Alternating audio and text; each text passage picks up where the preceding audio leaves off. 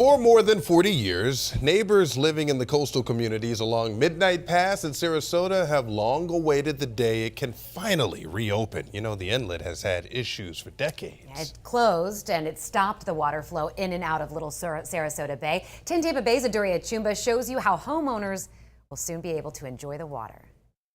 The state of this bank and the smell of the water are just some of the problems neighbors in the Midnight Pass area are dealing with. Some say that the reopening of the pass will allow for the free flow of water between Little Sarasota Bay and the Gulf of Mexico, thereby improving the water quality. Midnight Pass was there for a reason. Mother Nature put it there. 7 miles to the north is Big Pass, 7 miles to the south is the Venice Pier. But around 4 decades ago, when their homes were being threatened, 2 homeowners forced what they thought would be a temporary closure of the pass to find a fix.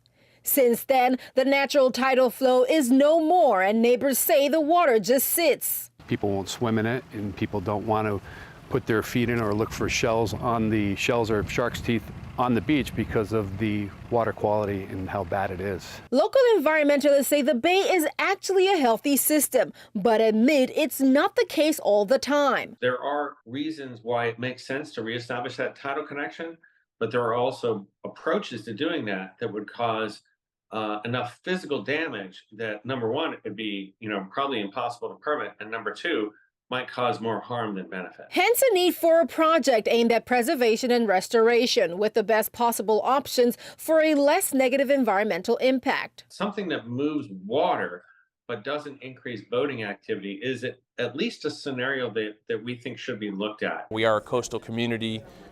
We are a tourism community. The water is, for lack of a better word, part of our lifeblood here in Sarasota County. Local elected leaders say the state's injection of $500,000 boosts the process they've already kicked off, and the required permitting based on the feasibility study will be rooted in science. We will measure twice, cut once.